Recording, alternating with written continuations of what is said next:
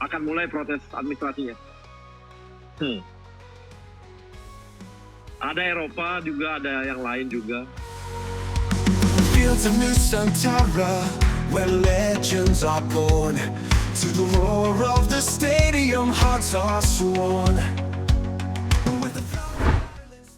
Bayangin kalau kamu sekarang duduk di kursi panas pelatih timnas Indonesia sekarang ini.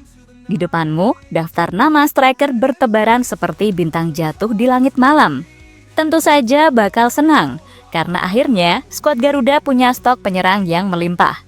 Hal ini diketahui dari salah satu staf PSSI yang entah sengaja atau tidak, justru menyebut penyerang yang sedang diproses lebih banyak dari yang disebutkan Erick Thohir. Tapi di saat yang sama, jelas pelatih juga wajib paham karena satu pertanyaan menghantui.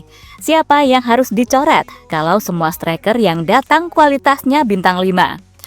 Timnas Indonesia kini tengah bersiap menyambut babak paling krusial di kualifikasi Piala Dunia 2026 zona Asia, yakni round 4. Dan untuk pertama kalinya dalam sejarah modern, lini serang kita terasa padat. Semuanya bermula sejak proyek naturalisasi mulai bergulir satu persatu. Penyerang keturunan berdatangan, membawa darah Garuda dan skill Eropa. Dari Emiliano Jonathans, si penyerang serba bisa yang kini bersinar di FC Utrecht. Dean Zerbergen, target man murni yang siap berduel di kotak penalti seperti gladiator. Mauro Zylstra, bumber muda bertubuh jangkung yang disebut-sebut sebagai Van Nistelrooy-nya Indonesia. Dan satu lagi dari luar Eropa, masih menjadi tanda tanya. Tapi jangan lupa, masih ada wajah-wajah yang sudah lebih dulu jadi tumpuan, seperti Ole Romani, sang predator di Eredivisie, dan Rafael Struijk yang sudah kenyang jam terbang bersama timnas. Sekarang, barisan penyerang Garuda bukan lagi kumpulan pemain, tapi arena pertarungan. Persaingannya sudah kayak neraka kecil di depan gawang. Satu kesalahan bisa bikin nama dicoret. Satu perform luar biasa bisa jadi tiket ke daftar starting 11. Dan kalau semuanya benar-benar siap bertarung demi satu tempat suci di lini depan, pertanyaannya adalah siapa yang paling pantas jadi mesin gol utama timnas Indonesia dan bagaimana respon rival round keempat? Let's go, kita bahas satu persatu.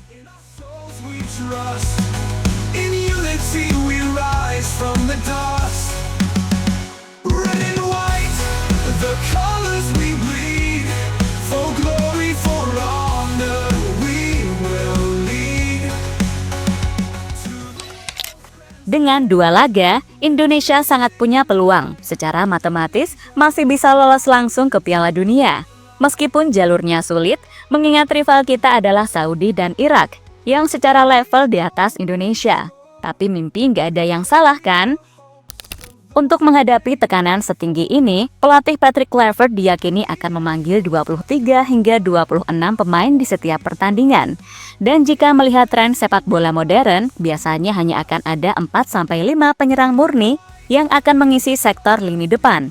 Dan saat ini, kita masih sangat kekurangan itu, mengingat Ole cedera. Artinya, dari sekian banyak nama striker yang sedang naik daun, baik dari Liga 1, pemain diaspora, sampai talenta muda yang baru dinaturalisasi, hanya akan segelintir yang bakal dipilih. Awalnya, Erick Thohir sendiri bilang hanya 2 penyerang yang masih dirahasiakan identitasnya. Dan seketika itu juga muncul 2 sosok nama yang jadi spekulasi, yaitu Emiliano Jonathans dan Dean Zerbergen. Akan tetapi siapa sangka percikan kecil dari mulut seorang staf PSSI bisa membakar seluruh media sosial. Wawancara sederhana bareng Nusantara TV yang awalnya cuma sekedar konten ringan tiba-tiba jadi bara api baru dalam drama naturalisasi timnas Indonesia. Dan bukan tanpa alasan. Dari mulut Pak Arya terselip satu pengakuan yang sedang diproses bukan 2 tapi 3 pemain. Dalam waktu dekat akan mulai proses administrasinya. Oke, pemain Eropa, Pak? Ada Eropa juga, ada yang lain juga. Oke, ada 2, jadi ada yang Eropa dan ada yang lain gitu ya Pak ya? Iya, tapi kita lagi coba satu lagi, mungkin bisa 3 kali ya, tapi belum tahu. Tapi nggak tahu juga, masih proses semua.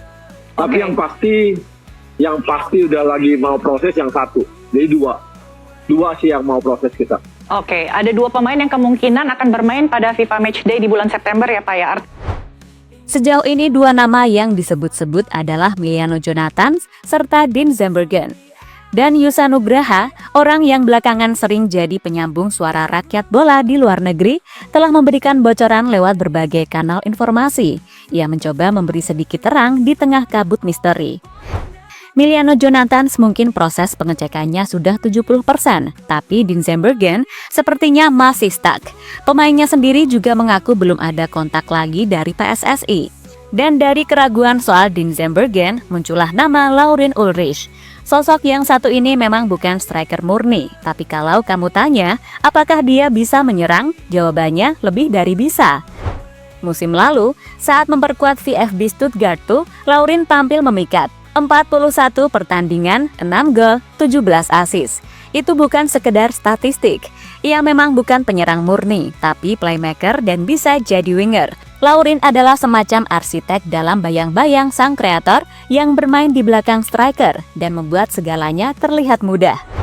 Dan kabarnya, dia sudah berkomunikasi dengan Fardi Bahdim. Plus, beberapa kali terlihat memberikan like dan menanggapi komentar tentang Indonesia di media sosial. Tapi kalau kita jujur, pemain seperti Laurien Ulrich akan membawa dimensi baru. Dia bukan sekedar mencetak gol, tapi juga menghidupkan ruang, dan siapa tahu, mungkin itulah yang dibutuhkan timnas saat ini.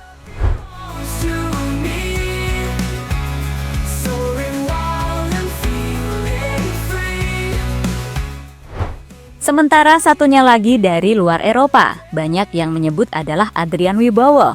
Jika mengacu kepada pernyataan di atas, ada banyak pemain keturunan Indonesia yang berkarir di luar Eropa. Akan tetapi, Wibowo adalah pemain keturunan Indonesia yang paling menonjol dan tengah merumput di luar benua biru. Kalau kamu baru dengar namanya, wajar saja. Tapi kalau kamu penggemar MLS dan mengikuti perkembangan dari LAFC, kamu pasti tahu betapa cepatnya anak muda ini menanjak. Sejak direkrut oleh LAFC pada September 2024, Adrian mencatatkan 44 penampilan dan mengoleksi 14 gol di tim kedua. Dia belum jadi bintang utama, tapi untuk anak muda 19 tahun yang dibawa ke kompetisi keras seperti MLS dan CONCACAF Champions Cup, itu prestasi luar biasa. Dan dia bahkan masuk dalam skuad LAFC untuk Piala Dunia Klub 2025. Meski tak dimainkan, tetap saja itu panggung dunia. Dan di usianya yang masih sangat muda, Adrian punya waktu, energi, dan motivasi untuk terus tumbuh. Yang jadi pertanyaan sekarang, maukah dia membela merah putih? Erick Thohir sendiri pernah menyebut namanya, tapi sekaligus mengakui dia belum tahu apakah sang pemain bersedia. Untuk itulah Simon Tahamata ditugaskan mengevaluasi. Saya tidak tahu apakah Adrian Wibowo yang bermain di LAFC ingin membela merah putih. Apalagi namanya juga Wibowo gitu kan, kita akan lihat apakah dia mau. Nah, jadi kita sedang membentuk tim scouting yang prima. Dan saya sudah bilang ke Om Simon, tidak ada pemain titipan, ungkap Erick Thohir dilansir dari suara.com. Ya, kalau Adrian benar-benar mau, kita akan punya predator dari barat yang siap mengguncang Asia.